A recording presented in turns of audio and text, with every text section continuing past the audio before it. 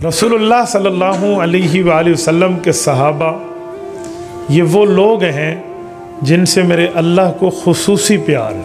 सुभान अल्लाह। रसूलुल्लाह सल्लल्लाहु अलैहि वसल्लम के साथियों को हुज़ूर पाक के दुनिया में मबऊस होने से पहले अल्लाह के रसूल सल्लल्लाहु अलैहि वसल्लम की दोस्ती के लिए अल्लाह ने चुन लिया था। हज़रत उवैमिर बिन साइदा अल अंसारी रज़ी अल्लाह तआला अन्हु रावी हैं। किताब तवारीख़ अंबिया मुस्तदरक अल सहीहैन में हदीस पाक मौजूद है। रिसालत मआब अलैहिस्सलाम ने फरमाया, इन्नल्लाह अख्तारनी वख्तार ली अस्हाबी। फरमाया अल्लाह ने मुझे दर्जे नबुव्वत के लिए चुना तो मेरे लिए रिफ़ाकत के तौर पे मेरे सहाबा को मेरे लिए चुना। ये लफ्ज़ है वख्तारा ली अस्हाबी, ये लाम तख़सीस में है रिसालत मआब की कि मेरे सहाबा को खालिसतन मेरे लिए चुना। आप अंदाज़ा लगाएं रसूलुल्लाह सल्लल्लाहु अलैहि वसल्लम की अल्लाह ताला के साथ महब्बत के मामलात कहाँ हैं, और महबूब कुल जहाँ हुजूर हैं। तो हुज़ूर पाक अलैहिस्सलाम का जब दौर नबुव्वत शुरू हुआ है तो सहाबा को हुजूर के लिए चुना गया है। तो आप अंदाज़ा लगाएं इस उम्मत के कितने मुक़द्दस अफराद को चुन के हुजूर को दिया गया होगा।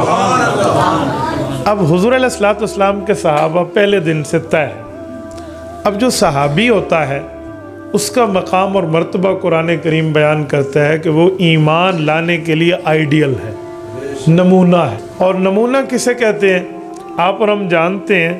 मसलन ये वेस्ट कोट है, वास्कट, या हमने सिलवानी है तो जिस दर्जी के पास जाएंगे उसे कहेंगे इस जैसी सी दे। अगर वो इस जैसी सी देगा वो उजरत का मुस्तहिक है, और इससे कोई दाएं बाएं करेगा तो वो उजरत का मुस्तहिक नहीं। अल्लाह ने आपके और मेरे ईमान लाने के लिए नमूना सहाबा इकराम को बनाया। पहले पारे के आखिरी सफ़े पे कुरान करीम में आयत मौजूद है, फ़इन आमनु बिमिस्लि मा आमनतुम बिही फ़क़द इह्तदौ।